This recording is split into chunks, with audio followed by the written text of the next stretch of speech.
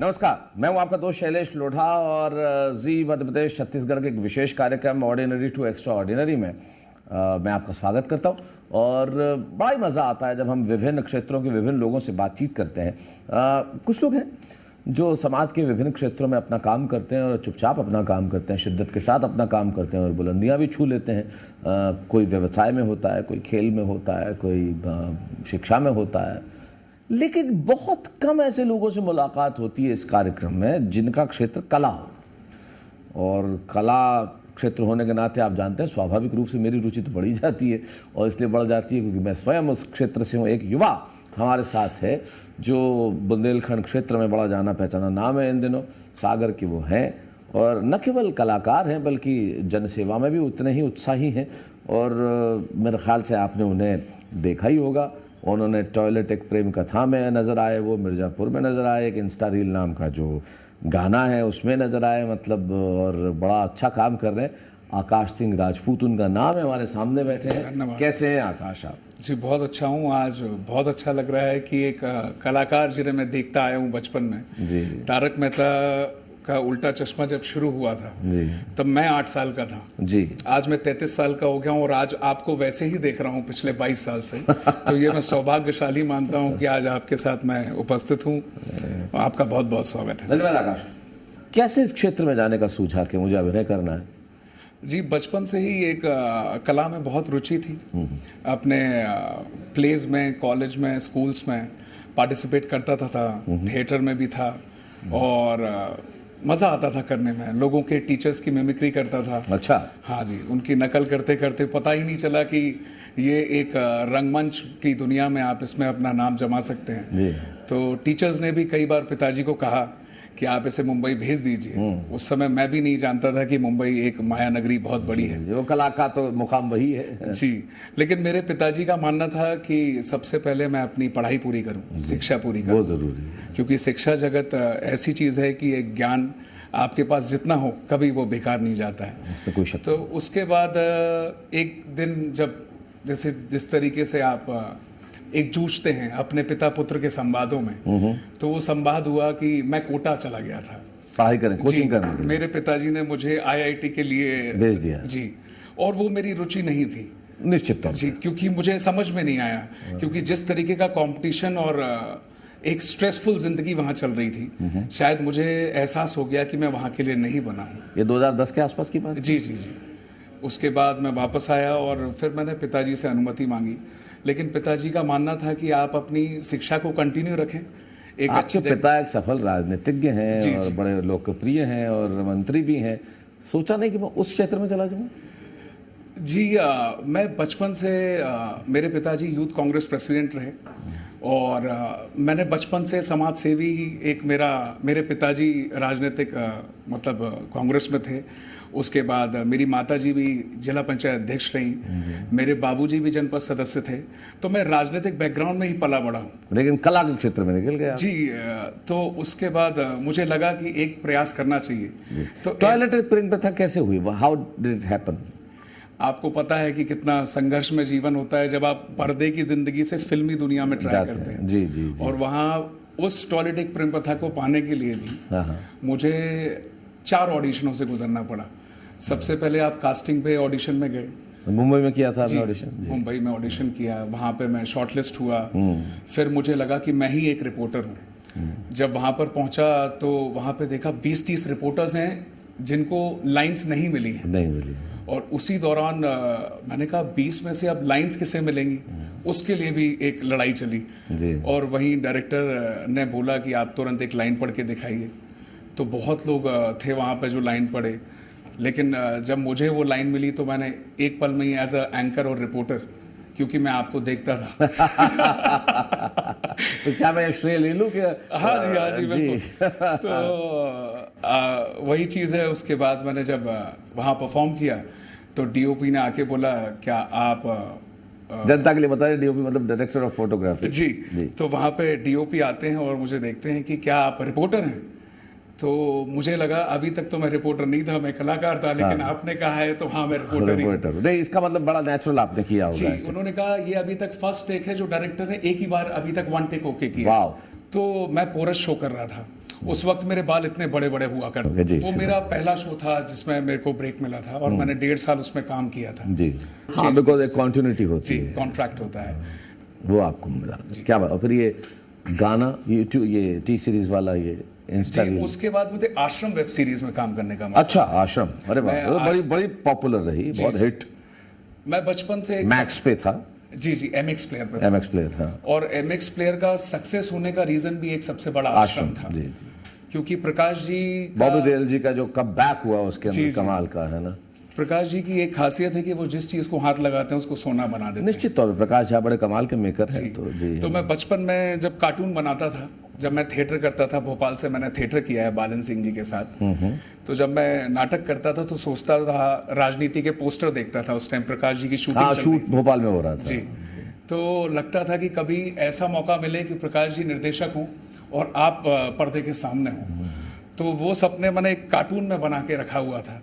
और पन्ने पे जब मैं मुंबई पहुंचा, 1 साल की अनुमति मैंने पिताजी से ली थी कि अगर 1 साल में मैं कुछ बन जाऊं तो ठीक है, उसके बाद में कभी जीवन में कलाकारी का आपके सामने नाम नहीं लूँगा। तो 1 साल के अंदर ही भगवान की कृपा हुई कि मुझे वो काम मिल गया, बहुत जल्दी काम मिला। और काम मिलते मिलते पता चला उस मुकाम पे पहुंच गया जहां प्रकाश जी ही निर्देशक थे। तो पिताजी उसके बाद प्रसन्न हो गए कि चलो उसके बाद जब वो सेट पे आए, निश्चित, और जनसेवा में लोगों के लिए हम कितना अच्छा कुछ कर सकते हैं, चाहे वो शिक्षा हो, स्वास्थ्य हो, उनकी उम्मीद हो जी। तो जब मैं 18 के चुनाव में उनके साथ आया तो मुझे बहुत अच्छा लगा लोगों से जुड़कर, क्योंकि मुंबई की माया नगरी केवल पर्दे पे है, व्यवहार और जो आपस में कनेक्शंस हैं वो पर्दे पे हैं, लेकिन पर्दे के बाद आप अपनी इंडिविजुअल लाइफ में हो। और मुंबई हो या चाहे कोई बड़ा शहर हो, सब बड़े शहरों में लोग अपने आप के बारे में संबंध नहीं है, लेकिन हमारे बुंदेलखंड में अगर आप एक गांव में, अनजान गांव में भी जाएंगे तो वहां में भी आपको चाय के लिए पूछा जाएगा, आपको प्रेम मिलेगा, इसमें कोई शक नहीं। वाह, तो मुझे लगा यही मेरे लिए हरिद्वार है, मेरा बुंदेलखंडी मेरा परिवार है। और इसी क्रम में आपने पेड़ लगवाए लगभग लाखों।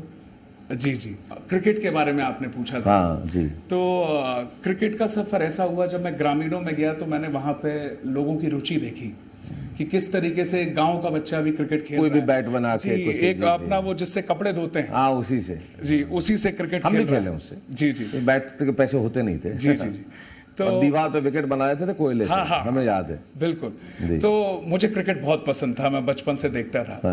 तो लगा ऐसा कोई टूर्नामेंट कराया जाए जिसमें हर एक आदमी को एक अच्छा प्लेटफॉर्म मिले, जिसमें सब लोग मिलकर साथ आएं और उसमें सारे प्लेटफॉर्म में मिलकर काम करें। तो इसी प्लेटफॉर्म के दौरान 16 साल से 55 साल के लड़कों ने रजिस्ट्रेशंस भरे, और रजिस्ट्रेशंस इतने ज़्यादा हो गए कि मुझे लगा ये अकेले मैं नहीं कर पाऊँगा। तो हमने एक युवाओं की समिति बनाई, मेरे मित्रों ने मेरा साथ दिया, तो 300 लोगों की समिति बनी। वाह। 5 ग्राउंडों को पिताजी की मदद से साफ कराया गया। 630 टीमें, जी वही मैंने कहा, मतलब 10,000 जी 10,000 खिलाड़ी उसमें पार्टिसिपेट करे। 3.5 महीने ये टूर्नामेंट चला। उसके बाद पता चला कि ये world book of record 15 London से सम्मानित हो गए, तो हो गए 10,000। जी 10,000 लोगों के साथ ये खेल संपन्न हुआ, और सब युवा सुर्खी के थे। सुर्खी के युवाओं का बहुत बड़ा योगदान था इस टूर्नामेंट को सफल बनाने के लिए। क्या बात। और जब ये दिल्ली में पता चला, उसके बाद सुर्खी के युवाओं में नारा नहीं लगा कि आकाश भैया चुनाव लड़ो, हम तुम्हारे साथ हैं? नहीं, चुनाव लड़ने की भावना तो, मेरे पिताजी खुद अभी राजनेता हैं, तो ऐसा मेरा वो नहीं है कि मुझे चुनाव लड़ना है। जन सेवा के लिए आप कर रहे हैं। मुझे अच्छा लगता है जब लोगों की खुशी में, लोगों के लिए आप कुछ करते हैं। जैसे अभी मैंने स्मार्ट LEDs अपने सरकारी स्कूलों में लगाई हैं। ऐसी 50 स्कूलों में हम लोग, जो अच्छे प्राइवेट स्कूल्स में भी शिक्षा प्रदान होती है, जिसमें स्मार्ट LED से आपको स्मार्ट क्लास करते हैं। अभी मैंने वही 50 जगह ऐसी स्कूल्स गवर्नमेंट टारगेट करी हैं जहाँ पर हमारे अग्रसर भारत, विकसित भारत की ओर हम भी जाएं और वहाँ पे स्मार्ट शिक्षा के जगत में काम करें। अभी मैं एम्प्लॉयमेंट में भी लोगों के लिए रोजगार लेकर आया था, बाहर से कंपनीज लेकर आया था, जहाँ पर 500 से 1000 लोग अभी हमने रोजगार और बाहर भेजे हैं। क्या मतलब आकाश सिंह राजपूत कलाकार या आकाश सिंह राजपूत जनसेवक? जी, कलाकार की भूमिका वो मेरा शौक था।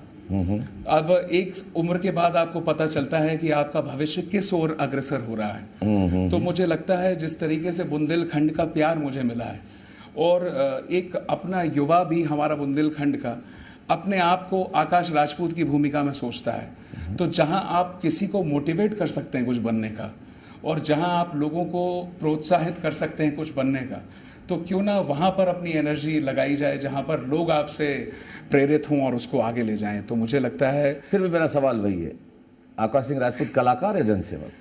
अभी तो आकाश सिंह राजपूत एक आध्यात्मिक और एक धार्मिक और एक जनसेवी के रूप में आप इसे मान सकते हैं। ठीक है, आप बुंदेलखंड के, इसलिए आकाश सिंह राजपूत सागर या भोपाल? आकाश सिंह राजपूत भारत। भारत, क्या बात है। और चूंकि आप बुंदेलखंड से हैं तो आकाश सिंह राजपूत आशुतोष राणा या मनोज तिवारी? जी, दोनों ही मेरे आदर्श हैं, क्योंकि बचपन से मैं उन्हें देखता आया हूँ। और गोविंद जी भी, गोविंद नामदेव जी, गोविंद नामदेव सारे जी, आपके जो बुंदेलखंड राजपाल के यादव जी, राजपाल यादव, ये सब मध्य प्रदेश सागर में दद्दा शिष्य मंडल से दद्दा जी के साथ भी हम लोगों ने सबने काम किया। इंस्टा रील एक मैंने गाना गाया। हाँ सर, मैंने वो बताया आपको यूट्यूब पे जब आपके वो गाना गाया, तो वो गुनगुनाएंगे कुछ हमारे लिए? जी, कोरोना के दौरान ऐसा कुछ मेरा प्लान नहीं था कि मैं सिंगर हूँ, लेकिन कुछ दोस्तों के साथ बैठ के आप गुफ्तगू करते हैं और एक गाने का आविष्कार हो गया उसी दौरान।